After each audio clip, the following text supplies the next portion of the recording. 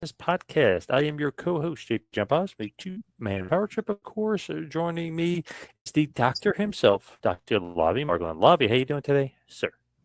I'm doing well, John. Survived the heat wave here in the Northeast since we last spoke. Looking a lot better. No matter where anyone's politics stand here in New York City, not that you need to care, John, about that. You're lucky in that way. But wherever Yes. people stand, it looks like we're going to have a mayor that's a big, at least AEW fan, according to the footage. So the Andrew Yang. Prognostication didn't come to pass last time, but it looks very likely that we will have a wrestling fan as the mayor of New York soon. Wow, I did not realize that he was such a big mark. I didn't know that. Interesting. Yeah, I'm not sure, John, if you saw the video, but he was it looked sold out, so I think that must have been the first Arthur Ashe show, and CM Punk was there. He was like in the top row, which is consistent with his brand of being a struggling New Yorker, even if his parents are. His mom wrote like Mississippi Masala, one of the very famous movies and whatever. But apparently, he is a struggling New Yorker, bohemian. Just one of us. So he was in the top row, and they have him really marking out for CM Punk. And this video didn't come out till after the primary, so it wasn't necessarily a subtle drop of that, but certainly a controversial figure. And we'll have to see. Everyone will need to make their own decisions, or at least if you're in New York. If you're not in New York City, you don't have to make any decision at all. Right, right. What is going on, though, as far as Lavie Margolin is concerned here? Because Lavie, you got this big economics of wrestling, this forum, talking about careers, culture, and the business impact, and it was over at City Tutors. Tell us all about it. Yeah, so it was on the hottest night or the second hottest night of the year. So just before, I was like, I don't know, can I do this? Can I go to Lower Manhattan? But when I got there, the air conditioning was great, but it was Oh, really nice. energized. Sold out to the Raptors, brother. We had all of our Yes. friends from the podcast there. Met Isaac Rodriguez in person for the first time, Romy Glazer in person for the first time, other friends of the podcast on the panel, Brian Solomon, Kevin Gill, Matt Ryan, and mostly undergraduate students, some recent grads, some folks that just love wrestling that heard about it. And, they were really enthused about it, a lot of energy, people posting on LinkedIn and so on later that they were inspired now. They're really going to follow their dreams and do the best that they can. So what more can we ask for? Man, I love it. And like you said, sold out to the rafters. So a great picture, a lot of people there. So good job by you. And I think this is going to be a traveling tour. I'm pretty sure. Yeah, I was gonna say we have different sort of events. April, May, and June took place from Upper Manhattan to Lower Manhattan to Broadway in Buffalo. Right, Broadway's dark tonight for the Google Dolls fans. But I don't have any bookings from July on. So if you have a fair festival trying to raise money for the Boy Scouts, the Girl Scouts, the JCs, Veterans of Foreign Wars, or anything like that, typical independent wrestling spots, definitely reach out. I'm not a hard person to find, including on. Love it. Now, here's an interesting topic that we've never discussed on this show before. Legos. What in the world is going on with Legos? Yes, the toy Legos. What the heck? Yeah, so John, from what I understand, you're a parent of two. I'm a parent of two, different ages Yes. and so on. Have you ever been walking around unsuspectingly and you step on a Lego that's pointed the wrong direction? Oh, yeah, they hurt like a bastard. Oh, yeah. Yeah, it could be very painful. Even the most patient parents, the shock of it. So, of course, it lends itself to something that could be devastating, right? Like in a death match and so on. So, we kind of Yep. were on this road already before. I don't know if you remember the story, John, but interspecies wrestling. Apparently, around 2015, 16, they had some sort of Lego death match, but this time in 2023, they had marketed. Actually, there was, I think, a T-shirt and a poster where they actually had a Lego drawing, and Lego got wind of it, and they're basically like cut that out. We represent Lego and Lego Group of companies. We recently learned that Interspecies Wrestling is promoting offering an event that infringes the company's trademark. Interspecies Wrestling is promoting the Fans Bring the Lego Death Match, which infringes the company's world-famous Lego trademark, and so on and so forth. The company would prefer to resolve this matter amicably and respectfully, and ask that Interspecies Wrestling cease all further promotion of Fans Bring the Legos Death Match, and immediately remove any videos or images from its website. We thank you. Please let us know if you have any questions. Now, Lego took it very seriously, but I was looking at this picture that was posted about the email. They didn't put the person's name, but it wrote paralegal. So, I mean, if it got more serious, a lawyer or something like that, but it was the paralegal. So obviously Interspecies Wrestling, they're like, oh, shoot, let's take this off and whatever. And then videos started surfacing on X, or all over, I'm sure, of Wendy Chu having a match with Kylie Ray, and sort of like the Foley spot with the thumbtacks, dumping the Lego on the mat, and everything that ensued from there. So I was thinking, oh man, this is a really bad mistake, because interspecies wrestling is one thing, but here you have it on Tubi and WWE, even if it's evolved in much lower profile, like it could really lead to something, right? Like you're taking a product, using the name of it on television or on streaming, and in a way that it wasn't intended. It doesn't make the brand look good. I know it's sort of in fun in that way, but could lead to problems. But then in my extensive research, I actually came across a 2019 SmackDown moment where they used Legos as well. So I don't think that led to anything that we're aware of, and it certainly didn't scare WWE away from doing it again, or just not thinking about it. Could be different producers and so on. But we'll have to wait and see. I haven't heard anything since it's occurred, any issues. But I don't think it's a smart thing for WWE to do. Yeah, that's kind of an interesting thing. And they used it in Evolve too. I don't remember that. Yeah, so this was in Evolve. This is the most recent example where Grok summarized it. I guess I was too lazy to watch the match and take notes, but video showcased the last woman standing match from Evolve, featuring wrestlers Wendy Chu and Kylie Ray, highlighting a unique and painful moment where Chu uses a bag of Legos as a weapon, slamming Ray onto them, a tactic that leverages the well-known discomfort of stepping on Legos. So that was, what cited the discussion people were talking about. But then, nobody really remembered the 2019 moment, which just happened when I was looking on X for Legos WWE. Very interesting. Yeah, that's funny with like Legos. Who would have thought like they actually hurt like hell. So I don't know if that's a good weapon or not. Maybe it would be a moment also, like I know WWE has like the great relationship with Mattel. I don't know, like are Legos and Mattel like really competitors, right? Like they're both worldwide toy brands, but I think WWE having a deal with Lego would go really, really well. Like imagine making a figure for every WWE. Oh yeah, yeah. That would be huge. But maybe that's why. I know they've done like some I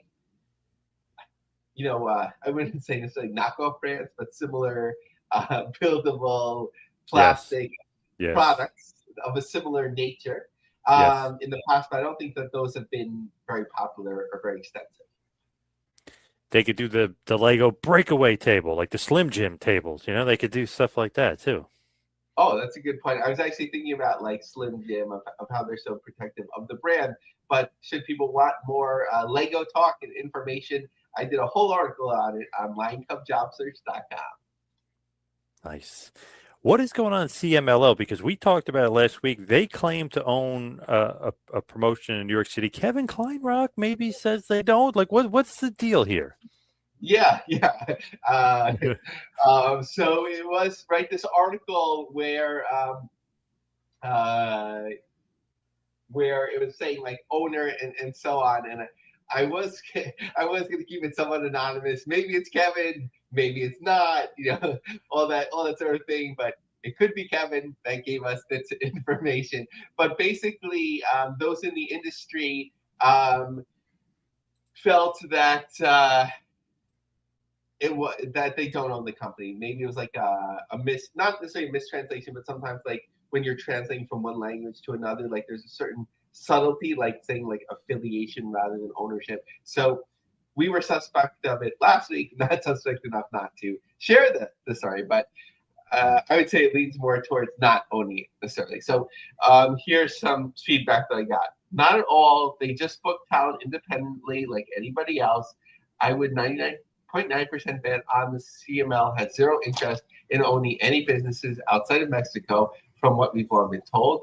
I would highly doubt if they somehow came to a financial agreement with some independent group in New York to do anything except for provide talent for which they're being paid. My guess that it's one of those lost in the details of translation with how we speak of part of and how it's perceived in Mexico or Spanish.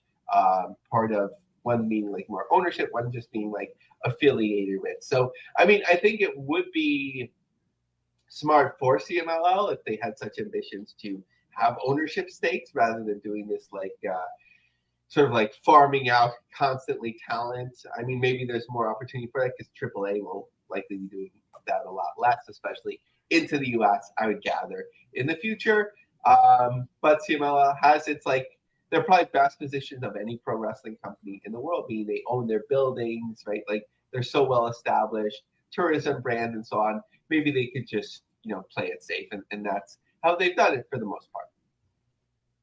What is going on with WoW? Are they back on WLNY? Yeah, so another insight into last week. So yeah, last week, even though they had a new episode, they weren't on WLNY according to listings. But here, Saturday nights at 11 p.m., there's not a double listing, which I think they used to have on Sunday night too, but they're back there. So I'm not sure how many markets. So maybe the attrition of their syndication network was overblown. So I'm getting a double smackdown, John, this week. And not necessarily that the information was incorrect last week, but more information coming to light as the weeks go on, and we're not afraid to share that. All right. As far as what's going on in the world of the NWA, who have been closely associated with WoW, what is going on with the NBA? Yes, so just a little bit more clarity again from last week. Last week, as we were talking about the wrestling channel launching and the NWA content, it was just a little bit unclear sort of when and what. So the date that we're looking towards is, actually, it's still a little bit confusing. So Tuesday, July 29th is when NWA will air on the Roku channel. So that might be the date that it comes off of X. But in terms of in terms of the new content on the wrestling channel, that's still a little bit unclear. Gotcha. So what is going on with TNA? Because I feel like there's a lot of TNA news. Yeah, so that's probably like one of our first major topics for tonight. Gerard of bodyslam.net sharing the knowledge here that TNA will have more distribution on sports channels and Diginets and all that sort of thing, kind of like similar to wrestling, championship wrestling from Hollywood and so on. So TNA did announce it on their weekly programming that they would have further deals and programming, but Gerard's sort of figuring out where they'll have this. Peachtree Sports Network, Gulf Coast, FanDuel, Tennessee Valley, North Star, and so on. So a lot of these networks not unfamiliar to independent wrestling. So I think these are like second rights type of programming. So once it's aired on Access TV, maybe the next week or a few days later, thereabouts, they'll air. So I think it's a good strategy. Well, we actually have some Access TV ratings that may not have been shared before, even though they're not of the moment. But there's more of an attrition of that, certainly on cable. So you want to get out there a little bit more. Some ratings news to share. So for a while, we've lost out on some ratings. They've dropped off from WrestleNomics and so on. But coming across this on the internet, I wish I had the source, but a well-known source of like general TV ratings. They had from most of which from February to November 2024. So not too stale. So November 2024, the P2 was 99,000. So thereabouts. So going backwards, 85,000, 97,000, something in September, 74,000, 109,000, 92,000, 80,000, 88,000, 74, 85, 86. So thereabouts. So swinging between like 80 and 110,000. So you could say like about 100,000 average. I believe that's about 4 times what Access TV was doing in general. So an important part to their makeup, but an attrition of numbers certainly that a couple of years ago when we first started getting numbers, I think it was like 150, 175,000. More TNA, so TNA Plus available on the Samsung Smart TV, so good to have that exposure. So just a little bit more of a story from Axe that the UFC Apex is planned to be used more, not only by UFC, but WWE for NXT as they build out that facility. So just speculating that as the relationship with TNA grows or continues, maybe we'll start seeing TNA tape there as well. It would just seem to make sense. Now, John, although the number isn't yet fully formally solidified, it's from WrestleTicket's like constant capturing. So that number will come out again after broadcasting the official number. So WrestleTix did warn me, but they were kind enough to share the number. So as we're recording this, TNA has crossed the 3,000 mark. It's not a week where they're going backwards. They are going forwards. So previously, good. It was about 2,650. So 6 days later, 3,000. Now, Romy, kind of being the voice of reason on X, not time to panic. And this was before the 3,000 number was known. The second wave of advertising from the plan we made in December with the CIC was always set for July 1st. So it hasn't even hit July 1st yet. Should have some digital, TV, LIRR, and socials included. If it's still on track and the card delivers, there's runway left. I know we've at first I was like, of course, Romy knows what she's talking about. She's part of the planning, but I feel like we were waiting for something like that for a long time. So we actually have matches announced, right, John? The Hardys against the Demos in a ladder match. Trick Williams against Joe Henry, challenging for the belts. We had TNA first pitch ceremony at Citi Field. I was about to say Shea Stadium, myself, with all of the talents there. And the Hardys are going to be at the steps. This one I just found funny. The steps in Times Square, the red door, as they call it. I'm sure they're we'll have some sort of formal way to wait online to meet them. But as we're recording this Friday night, 9:30 in Times Square. So there's things happening. Now, moving along, there's those Rhode Island shows. So hard to tell it's not an open map, but a partial setup there. Now, I was waiting for this, and I thought it was what it was going to be, and that's what happened. TNA likes those like mega on sales. So three, three locations, 6 shows. Baltimore on August 15th and 16th. So this is the Chesapeake Center, which is 5,000 seats. AEW's run there. ROH liked that venue in Baltimore a lot, sort of like a home venue for a while.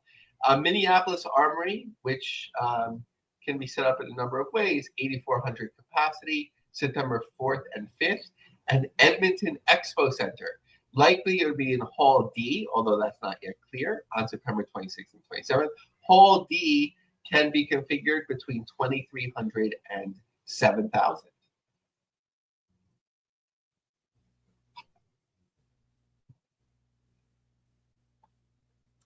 So that's So the as TNA far news. as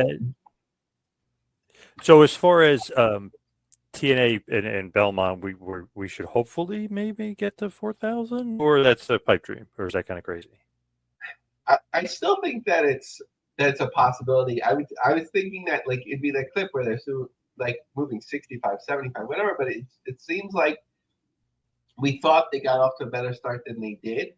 You know, more tickets were off the map where we were expecting them to be, so it kind of like got clouded how well were they moving, but sort of now or never. I kind of have a morbid curiosity, which is the only thing drawing me to go to Belmont. I guess that's a bad reason to go. I just want to go to see what it looks like for myself. But I'm just not.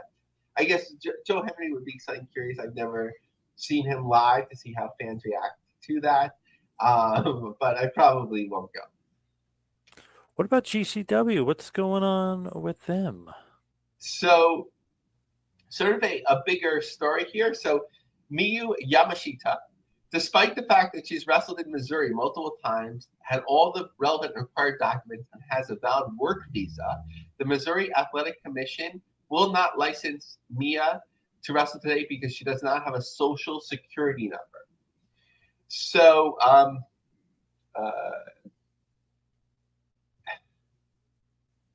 I don't know, right? Like if they haven't done it before, like how are you officially paying people? There could be like an international number that you use. Having worked like at a college, sometimes when you're doing payments to like students or vendors, somebody can like earn something as like an international student. They just have to have the proper paperwork. I know this is a different story. Or a vendor could be paid through like if they have like a vendor number or license or something like that. So I don't know, like international talent, they may be booked and paid through like the booking office typically, or maybe she has a different way of getting money.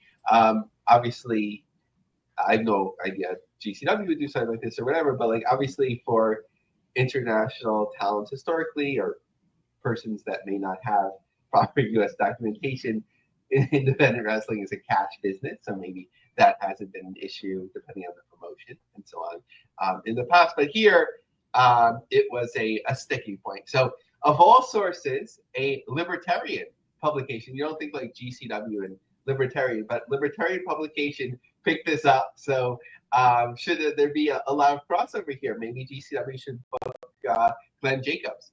But they're always looking for less regulation and so on. So a pretty well-written article by Tosin Akintola, who is actually an intern for The Reason, a publication I wasn't familiar with before, wrote a headline called "State Regulations Make Wrestling Less Fun."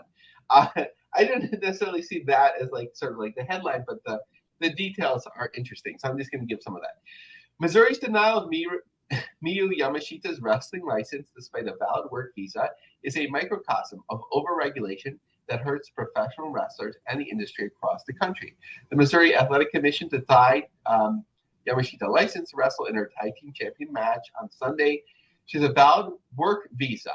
Okay, so if you have a valid work visa, typically you're issued a social or an equivalent. I'm not sure if it's called EIN or other numbers. I'm not sure why she would not have some sort of number. And has participated in several matches across the country, including 2 in Missouri in 2023. but does not have a social, which led to her denial hours before the match, according to GCW. Yamashita's situation highlights a complex regulatory landscape that wrestlers must navigate in the U.S. Professional wrestling includes elements of, okay, we know what it does. Regulators still largely treat wrestling as a performance art. This means wrestlers, promoters, and referees typically need licenses to work, which can vary significantly depending on state. A wrestler with events in 3 different states in the same month might need 3 different licenses, all of which have separate and distinct requirements. Kentucky requires a social as licensing form, but Maryland and Missouri do not. Alabama requires proof of legal presence, which includes a work permit. Oklahoma does not require either, and applications can receive licenses on the same day. In Kentucky, wrestlers must submit proof they receive a physical within 90 days. In Maryland, the period is within 30 days. This means a wrestler from Louisville who gets a physical on March 1st, satisfying Kentucky's 90-day requirement, cannot, on May 15th, travel to Baltimore to complete without first going to a doctor. In D.C., regulators that perform called inconsistent, hyper vague, and unclear, imposed by the city's Combat Sports Commission, disproportionately burdened smaller promoters and rendered operating wrestling events in the city financially unviable. Lo McGrath and Billy Dixon, owners of Independent Professional Wrestling Company, told the Washington City paper that a sold-out event in Southeast D.C., which drew 400 attendees, would pull in about $5,000 in ticket sales. Despite the success, they only saw about $700 after expenses, including wrestlers' fees, commission charges, insurance, and taxes. On top of that, pre-event medical screenings were often conducted publicly, with wrestlers undergoing blood pressure tests and under evaluations in view of incoming audiences. That's kind of weird. Yamashita's experience of the lack of consistency or transparency in Missouri's denial reflects the arbitrary nature of licensing enforcement. Putting aside her previous events in the state, GCW owner Lauderdale alleges TNA hosted a 2-day event in March in St. Joseph, Missouri that featured wrestlers without Social Security numbers. There's no benefit to involving regulators in wrestling for performers, promoters, or the audiences. Okay, so I'm going to stop at that line. That's a little bit too much libertarian. I definitely think there's a benefit to having commissions. I think we've talked about this before, John. Blood testing, places where wrestlers bleed. You want to have, we've had, now I think it was in New Jersey where obviously they do have extensive commissions and regulations as far as I understand, but we did have a wrestler die of a heart attack, I believe, recently. So you want to do blood pressure testing, see if somebody is healthy enough to get in the ring, that the promoters have a bond where they're not running out the back door, which happens sometimes. So obviously there's work to be done. Maybe a national commission. I know there's a crossover between state rights and national rights and so on. So something to think about. Definitely room for improvement, but my position isn't to get rid of commissions. What do you think, John? I feel like they're so arbitrary and not needed anymore. I just feel like why do they still exist? Definitely don't need them anymore. Maybe the promoters should have something where it's I don't know who would require it, right? Like maybe insurance companies, where you have to show recent physical and that sort of thing. I think they do important things, but it doesn't always have to be under the athletic commission because it's not the same thing, obviously, as MMA or other combat sports or things of that nature. So all that being said, so it's just a little thing here, which, GCW often gets new mats and, well, not the mats, like the roping around the ring, all that sort of thing. So interesting to see that for an upcoming GCW show, one of their mat makers posted how much it would cost to sponsor. So there's room for 7 or 8 things on the mat. So between a $500 for cover spots, a larger full logo, $750. But when you add it all up, which I should have done in advance, but it's about $3,000 or $4,000, maybe $3,000 to do that. So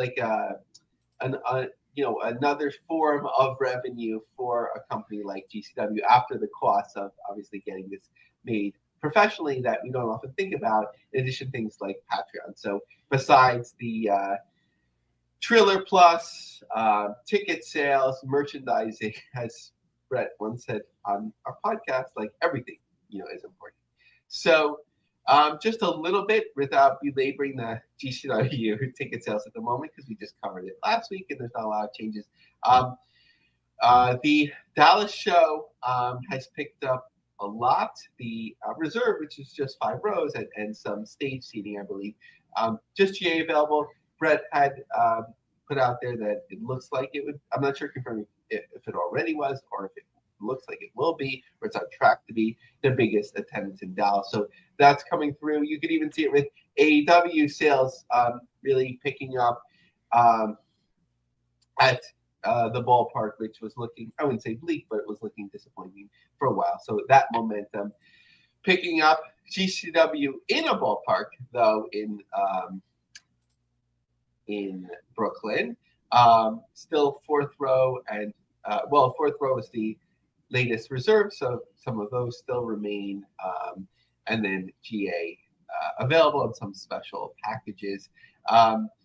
They promoted their show at a Cyclones game, and you can meet some of the talents that were there. Interestingly, it just happened that in the Mets organization, Mets proper, you had TNA, and the same night you had GCW promoting there. An interesting little thing that came up in a different Facebook group, where they're having their 4 shows over SummerSlam weekend, obviously in conjunction with Juggalos, which we'll talk about, with Bloodsport and so on. There's an area where there's a flea market going on, and Mick Foley will be there, so kind of adding a little bit more resonance to the Williams Center for the weekend. But really starting to see more of the Juggalo presence for GCW, and especially on the Juggalo side. Like when you look at what Juggalo shows that they have upcoming, they're all GCW related. So some are ticketed through GCW, but a Juggalo show that was just announced at the Majestic Theater, GCW JCW Showdown Showcase. The violence is right. Get ready for a night of body slams and busted grills. So that should be interesting. Waiting on ticket sales for the JCW portion of the gathering with Juggalos. Not playing for them, but just looking at their Fago soda shows are sold out. The parking is sold out. The high tech and low tech portion of the camping part is sold out. And of course, like I mentioned, with the Powder Cake show at Rutherford is another opportunity to connect there. So that's the GCW and JCW portion of today's show. What about alliances? Right? You seem like you got a lot of alliances going on here. Yeah. So sorry, I should be. Well, people won't see the visual, so I don't need to necessarily cut it down. But it was a good reminder visual that I got from X. In terms of the alternate alliances that are happening. The non-WWE, because WWE's built out so many. So, John, did you catch the clip of MJF making a surprise appearance at MLW? Yes, that was surprising. Good by them. I guess MLW and AEW have a good relationship now. Yeah, so it's interesting because, like, going back to 2019, right? MLW had the buzz, and, like, in my opinion, that's one that, like, AEW, like, sucked out of it, in terms of, like, the buzz and a fair amount of talent, especially MJF. It also affected New Japan in other ways. But now it's sort of like a marriage of convenience, right? AEW needs alliances. MLW needs alliances. MLW, I feel like is mostly irrelevant. I wasn't even going to talk about them in today's show because there wasn't too much to talk about. But looking at the alliances, sort of like the non WWE. So obviously you have AEW and their subsidiary, or however you define it, Con Ownership, ROH, long-term relationship with New Japan, who has the DDT and TJPW relationships, who also owns Stardom. Rev Pro is there. Now you have MLW, and MLW has the relationships with New Japan, and CMLL. So this is like the nine members of the Resistance. There is a lot of team ups lately. Obviously, WB has AAA, kind of a good relationship with GCW, oddly enough. They kind of have a good relationship with NWA. Obviously, they own AAA and they have a great relationship with TNA. But it's interesting to see AEW. Obviously, they own ROH, but now with MLW and all the different mashups and New Japan and CMLL. So interesting to see in this day and age in pro wrestling. Yeah, and sort of like I think it's certainly harder to do now. But we often reflect back on the show also like that ROH CZW feud, the Awesome. ECW USWA, the USWA is really good at doing that generally. USWA, Smoky Mountain. Smoky Mountain. Yep. Obviously, UWFI, New Japan, the NWO, right? Like NWO wasn't, but like for me, actually, John, I don't know if I was like, just whatever. I didn't get at first that the NWO was trying to be a WWE invasion. Really? I don't know. I don't know Wow. how I missed that. I was a mock. Okay, well, I guess I wasn't a mark. I don't know what I was. I just missed that. Yeah. But you were just enjoying it. You're just loving the show. Yeah. I was just in the moment. But outside of that one, I think alliances are best when you can find a way to like have a feud that makes sense. Yes. So you can have these alliances, but like, okay, you're teaming up, but like find a way that like people could like find a sense of like believability, to it, where it doesn't always have to be like the owner Court Bauer attacking Tony Khan on whatever, but also like we have to look at these alliances now. MLW's in the house. Okay, AEW, they have the team up with New Japan, and they're starting to get back more to CMLL by heading out there. But like when they had the relationship with AAA, it always seemed to go on the AEW side. For a while, it always seemed to go on the New Japan side. So like, and WWE was like that for a long time too. So you have to be a good partner there as well. So I guess the context of it all is like on the MLW portion, like will it help them remain more relevant? So as far as your favorite, talking about NWO here, your favorite new promotion, Real American Freestyle, what's the latest on RAF wrestling? Yeah, so I am partly to blame for this because I said to WrestleFix, I was like, hey, do you want to cover the REF on Ticketmaster? And they're like, oh yeah, So this first number of 380, people went banana, about it, as Pat Patterson would say, just like. And I was making jokes too when it comes crashing down and hurts inside, right? Like it's pretty bad start. But I was also joking this morning on X because there was that AEW number in the same venue around the same time, where they're like at 1,200 seats in this 13,000 seat building. So I was like, Hulk Hogan was like, I respect your game, brother. But whatever, it is what it is. We'll see what the final numbers are. It's kind of like a weird amalgamation of, it's like getting attention from pro wrestling, but people that follow amateur wrestling don't really care about pro wrestling for the most part. And it's kind of like insulting to them. And is there a market for amateur wrestling outside of the Olympics and college allegiances? Let's see. We've actually invited the Real American representatives to, or at least one, to the podcast, who I know checked my LinkedIn, but haven't heard anything back yet. So we'd love to discuss it and help promote them on here so that they can say their piece as well. So hopefully they respond to that sometime soon. Would be nice. Would be nice to get them on. Obviously, ticket sales aren't going that well right now. I know it's a completely different ballgame than pro wrestling and stuff, but I know people were comparing it, even though it's different. But they were comparing tickets. Yeah, I know that. John, before we move on from Hulk Hogan, I'm totally psyched about this Hulk Hogan bar that's coming to 31st Street in the shadow of the Madison Square Garden. Yes, right there. Yeah. Literally going to be right there. That's awesome. That would be amazing. I've never met Hulk Hogan in person. I wanted to go out when he was signing at supermarkets in the Hudson Valley. But apparently, like, people were upset because there was such a demand for it. But I've never met him. I can't see myself paying like that $600 fee or whatever it is at the National. Oh, For yeah, that's that. crazy. So that would be great to to get out there sometime. If he'll be doing what he does sort of like in Florida, Yeah. where he's just occasionally Yep. hanging out and signing. Probably the Met, first night would be crazy, but would love to get out there somehow. met him a few times. Pretty damn great. Awesome meeting him. He's a great guy. As far as your real favorite topic here, I was joking around, but real American freestyle. But your favorite topic is here and there. What is the latest? What's going on? What is here and there?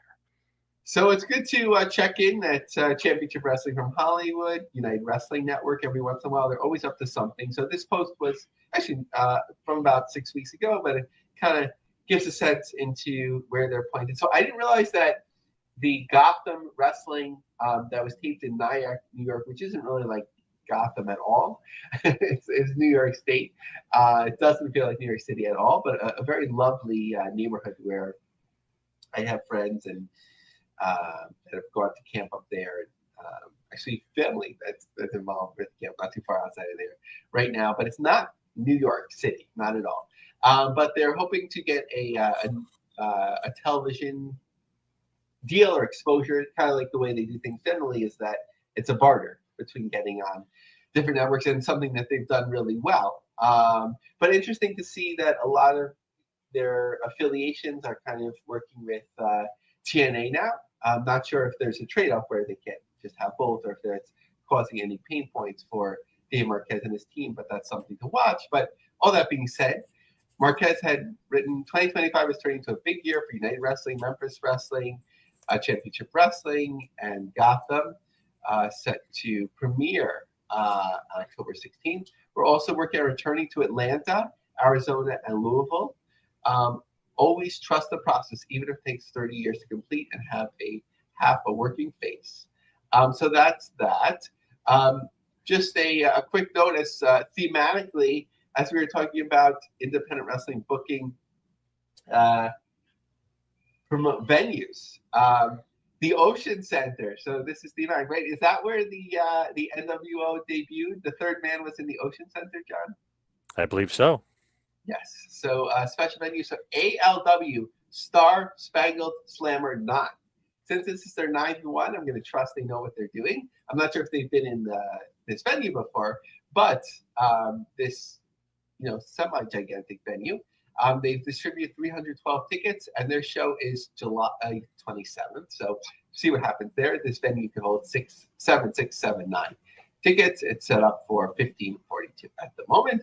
And finally, and not something I've been following as much anymore, but still relevant in kind of the train that drives IWTV in terms of visibility. Beyond Wrestling, American Rana returns to Rhode Island for the first time since 2016 on Friday, August 29th. Rose on the Pawtucket in Cranston, the weekly home of Wrestling Open RI, will host our biggest show of the year.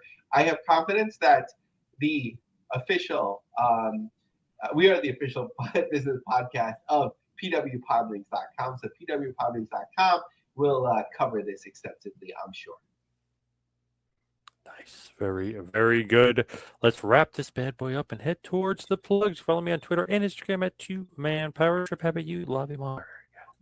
So follow me on X, LAVIEMERG. Check out our business group. So search on LinkedIn the Business of the Business group. Some people after the talk were trying to find it, having trouble, so you have to search for a group to find out, maybe have a simpler way to share that. Maybe I'll have a tiny URL or something next time.